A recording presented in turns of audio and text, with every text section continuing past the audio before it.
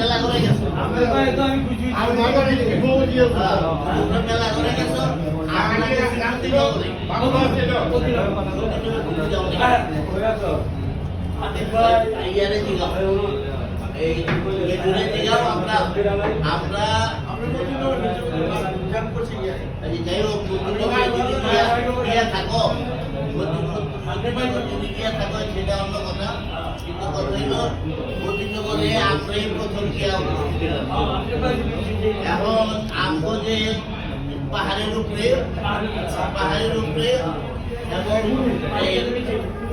পানি হইলো পানি হয়তো লাগিয়েছে পানি খাইতে হইলে মানে পুকুরের মধ্যে ব্যাগ সাপও থাকতো জয় বোন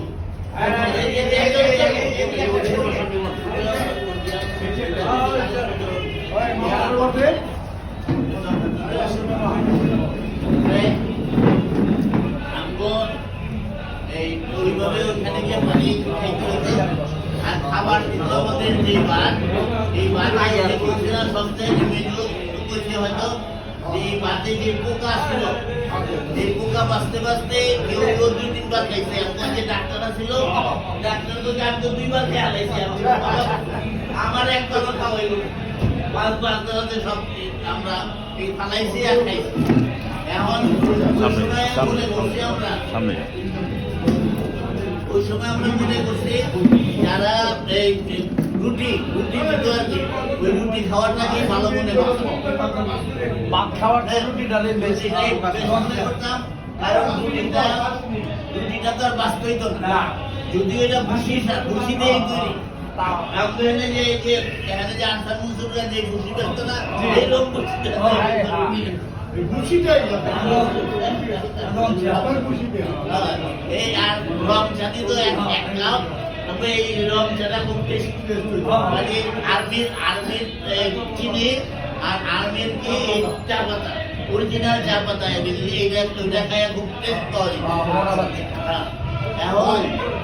এখন আমরা খাইছি দিয়ে খামো এটা তখন তো কোনো প্লেট আসলো না আমি প্রথম দিন যখন গেলাম আমাদের একজনে আমি তো দেহ কইলাম আমি দেহ কোনো একটা কিছু খাওয়াতে পাওয়া যায় শেষ পর্যন্ত এই না গ্রেনেডের একটা কাটা অংশ একটা দিল গ্রেনেডের বাক্স এটা ধরো এটা খাইতে গেলে মাজা মুজি এসে দরকার এটারে প্লেট বানাই কদিন খাইলাম তারপরে এটা তো আমি খাইছি আর আরো যারা খাইছে পাতায় রেখেছে আর গোবাইতাম এই পাহাড়ের উপরে উঁচা নিচা জায়গা যেখানে আমরা শুইতাম সেখানে তো চারিদিকে তো জঙ্গল আমরা যেটুকু জঙ্গল পরিষ্কার করছি ওইটার মধ্যে আমরা থাকি এবং এখানে সেখানে রাত্রে সকালবেলা ওইটা দেখলাম কত বিচ্ছু বিচ্ছু কামড়াইছে চীনা যোগ বড়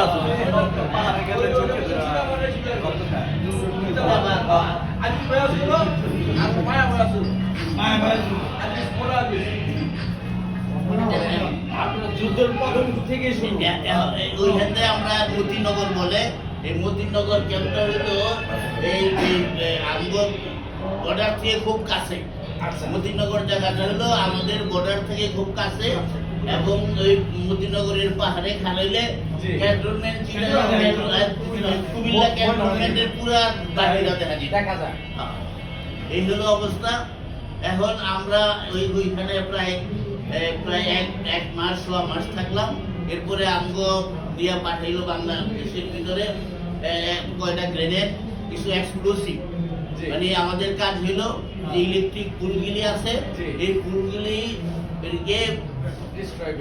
ডিস্ট্রয় করা মানে ফালাই দেওয়া মানে এক্সপ্লোসিভ যেমন ধরো এক্সপ্লোসিভ কেন থেকে দিয়া মানে একটা ডেটোনেটর দেওয়া হইতো এগুলি জ্বলতে গিয়ে এখানে ইয়া ছিল জেনারেটরে বাস্ট হইলে এটা পট করে আওয়াজ হইতো বুমের মতো আর ওই যে বৃত্তি ঘোষ পেলাম আতঙ্ক সৃষ্টি করা আর আমরা হইলাম মুক্তিযোদ্ধা গেরিলা সংস্থা। আমাদের কাজই হলো আতঙ্ক তৈরি করা, এখানে সেখানে একটা ঘটনা ঘটায় দিয়ে দৌড়ে চলে যাও, আমি ওইখানে আর থাকার প্রয়োজন নেই, যত দূরে পারো তুমি পড়তে চলে যাও। এই হলো আমাদের দায়িত্ব। এই মুক্তিযোদ্ধা যারা এই ঢাকা সিটিতে যারা কাম কাজ করছে, এরা সবাই হলো এই গেরিলা টাইপের। জীবনের বাজি রেখা, ধরো আমার এখানে ধরো বিভিন্ন গ্রুপ বিভিন্ন হাসপাতালে মারছে, বিভিন্ন কলেজে মারছে, সিনেমা হলে মারছে, এই গ্রেনেড মারছে, এইরকম লুকায় এইরকম ইয়া করে, অথবা সেনা ক্যাম্পের আশেপাশে মারছে, বঙ্গভবনের গেটে মারছে, এইরকম বিভিন্ন জায়গায় বিভিন্ন গ্রুপ এগুলি কাম করছে। এইরকম গেরিলারা কাজ করে। এগুলির উদ্দেশ্য হলো যে বিশৃঙ্খলা লাগায়া উত্তেজিত থাকা, যে এখানে একটা ঘটনা, এখানে যুদ্ধের পরিস্থিতি হয়েছে। এই হইল আমাদের কাজ ছিল এটা। আর সেনাবাহিনী তারা তো রেগুলার ফোর্স, এরা ধাপে ধাপে যুদ্ধ করে অগ্রসর হয়েছে। আমরা তো আশেপাশে গ্রামেই থাকতাম। আমরা এদিকে আশেপাশে যে সমস্ত গ্রামে আমি কাল তো অন্তত 20-25 দিন আমি কাজলগা ছিলাম। এখন আমরা এই সমস্ত আশেপাশে গ্রামগুলিতে আমরা থাকতাম। ওইখান থেকে এসে আমাদের যে সমস্ত অপারেশন দরকার স্বল্প সময়ের ভিতরে ওইটা চলে যেত। এখন সে এইভাবে আমরা এই কাজ করছি।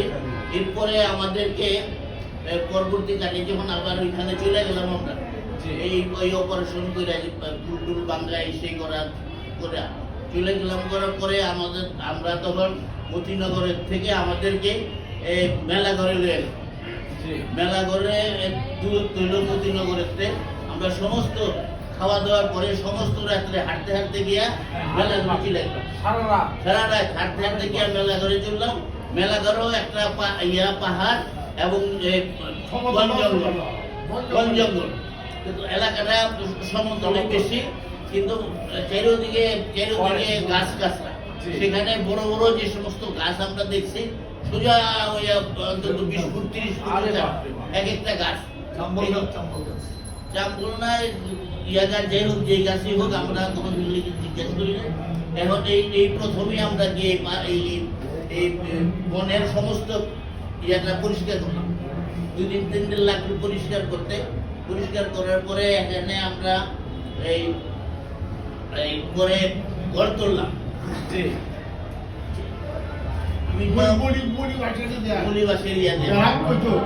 বেড়াক তৈরি করলাম মেলাঘরে।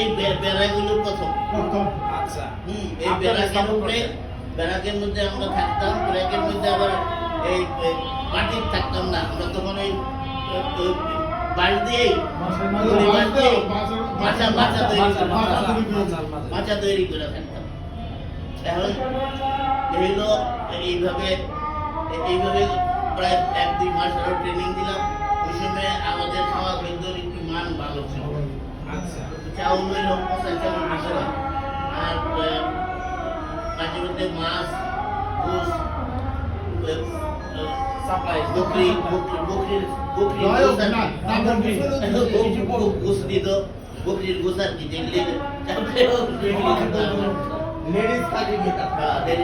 তারপরে এখানে খাওয়ার মান তৈরি থাকতো। আমরা যারা প্লাটুন কমান্ডার ছিলাম, প্রায় খাইতো সাপ্লাই আমাকে বইতো, বইয়া আজকে যে খানা তৈরি হচ্ছে এটা টেস্ট করে দেখতো। টেস্ট করে যদি ভালো হইতো, এটা কুকুরের যে ইনচার্জ তাকে ধন্যবাদ দিত, আর না হইলে বলতো আপনারা এটা দেন নাই কেন, এটা এরকম হইলো কেন, এটা চাষ করা হইতো। এইভাবে একটু মান ভালো আসছিল। তখন আমরা মেলা করে তো অনেক লোক হয়ে গেল। হ্যাঁ, তখন এই যে আমাদের যে ঢাকা সিটিতে বড় বড় যারা কমান্ডার বা এই সেই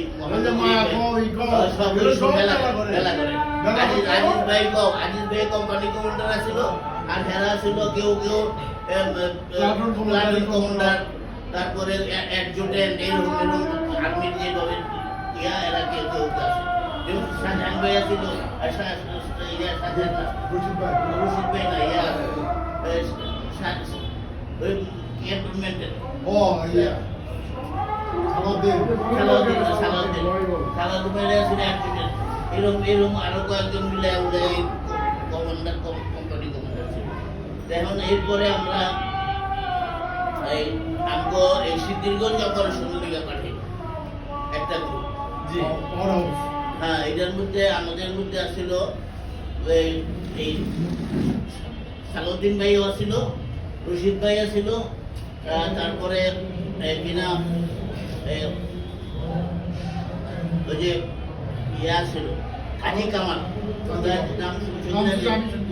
কাজী কামাল উনি বীর বিক্রম টাইটেলও পাইছে হ্যাঁ, সে ফুটবলের ভলিবলের কোচ আছিল, ভলিবলের কোচ ছিল। আচ্ছা আচ্ছা হুম। বীর বিক্রম টাইটেল পাইছে হ্যাঁ হ্যাঁ, তাই আমরা এরকম 5-6 জন মিললাম, 10-12 জনের একটা গ্রুপ হইয়া আমরা এখানে অপারেশনের জন্য রওনা হইলাম। এই অপারেশনের প্রধান অস্ত্রই ছিল এক্সপ্লোসিভ গ্রেনেড, তারপরে বিজেপি যে ডেটোনেটর, কট ইয়াটার কট পাইপ পাইপের মতন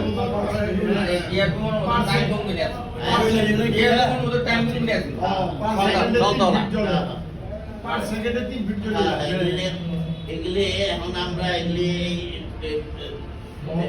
বহন করে প্রথমে আমরা যখন গ্রুপ আসলাম তখন 10-15 কেজি আমরা লইয়া এই জামরা চৌরাস্তায় নাইমা বাস দিয়া সিদ্ধিরগঞ্জ গেছি। সিদ্ধিরগঞ্জ গিয়া আমরা সিদ্ধিরগঞ্জের লোক আসলো, সিদ্ধিরগঞ্জে গিয়া পাওয়ার হাউসে চাকরি করলো। নিয়া আমরা রাখলাম কি গিয়াসুদ্দিনের বাড়ি, এই যে মুক্তিযোদ্ধা এবং এমপি গিয়াসুদ্দিনের বাড়িতে রাখতাম। গিয়াসুদ্দিনের বাড়িতে তখন খালি, কোনো লোকজন নাই, তারাও বাড়িঘর ফালাই হয়ে গেছে। কারণ সিদ্ধিরগঞ্জের পাওয়ার স্টেশনের লগে তো ওদের বাড়ি, সর্বক্ষণে এই বাজারের মধ্যে হতো বাড়ি, সর্বক্ষণে আর্মিরা আইতো যেত, যোগাযোগ করতো, বিভিন্ন কারণে হ্যাঁ বাড়ি করছে এখানে আমরা এক মাস্টারে ছিল, মাস্টারের বাড়ির মাস্টারের কাছে একটা দায়িত্ব দিলাম, একখানি করে রাখলো। এইভাবে অন্তত 2-4 মণ এক্সপ্লোসিভ এইভাবে আমরা নিতে রাখি। আর আমরা তো মাথায় করে নিত, হাতে করে নিত, আর এই দায়িত্বটাই আমার উপরে আছে এগুলি পৌঁছানোর। আমি ধরবো আমরা তখন ইসাপুর থাকতাম অথবা এই চনপাড়া থাকতাম, চনপাড়া আরো পরে আরো মালিক তো এখানে আরো আরো পরে গড়ালু আছে না,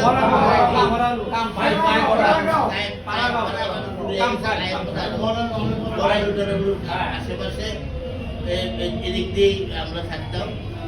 এখানে আমরা নৌকা দিয়া লয়ে যেতাম। অনেক সময় আমি লক্ষ্য করছি যাওয়ার পথে চিটাং রোডের যে ব্রিজটা আছে, ব্রিজের তো আর্মি থাকতো, তখন তো খালি পায়াটা করা আছে। এই পায়া থেকে আর্মিরা থাকতো, তো মাঝে মধ্যে আর্মিরা ডাক দিত নৌকারে। তখন তো এত নৌকা ছিল না, 2-3 নৌকা চাইতে আমাকে ডাক দিত।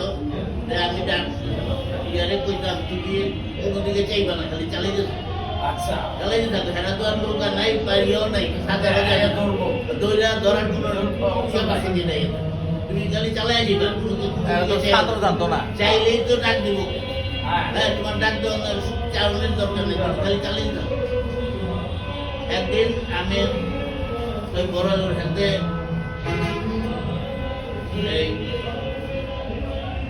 নৌকে উঠছি,